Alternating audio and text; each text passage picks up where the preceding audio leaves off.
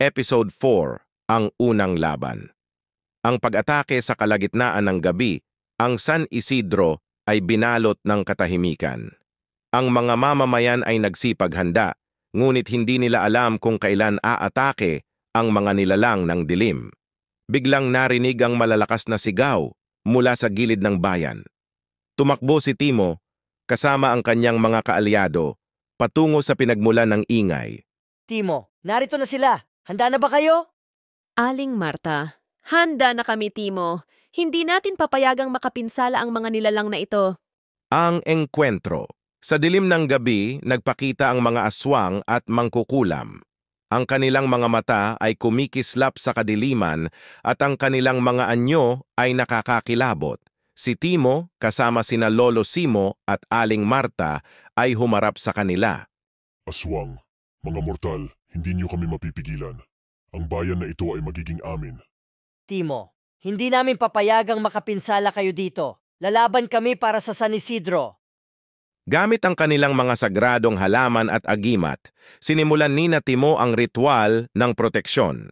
Ang hangin ay lumakas at ang mga halaman ay nagliwanag, bumubuo ng isang protektibong pader sa paligid ng bayan.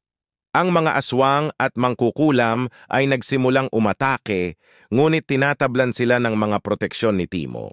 Ang pagtulong ng mga mamamayan. Habang nagaganap ang labanan, ang mga mamamayan ay nagsimulang lumabas mula sa kanilang mga tahanan, dala ang mga sagradong halaman at mga agimat na ibinigay ni na Lolo Simo at Aling Marta. Sila ay tumulong sa pagpapatibay ng proteksyon at pagtulak sa mga nilalang palayo.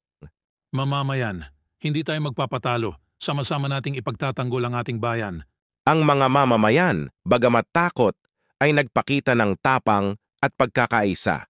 Ang kanilang mga dasal at ritual ay nagdagdag ng lakas sa mga proteksyon, na lalo pang nagpahina sa mga aswang at mangkukulam. Ang pagtatapos ng unang laban sa wakas, sa pamamagitan ng pagsusumikap at pagkakaisa, napalayas ni Timo at ng kanyang mga kaalyado ang mga nilalang ng dilim. Ang bayan ng San Isidro ay pansamantalang nakahinga ng maluwag, ngunit alam nila na ito ay simula pa lamang ng mas malaking laban. Lolo Simo, mahusay na trabaho, Timo. Ngunit tandaan mo, ito ay unang hakbang pa lamang. Marami pang darating na pagsubok. Timo, alam ko, Lolo. Ngunit handa akong harapin ang lahat ng ito para sa San Isidro. Subaybayan natin si Timo, ang batang albularyo dito lang sa channel. Kwentong Bayan, huwag kalimutang mag-like, comments, and subscribe.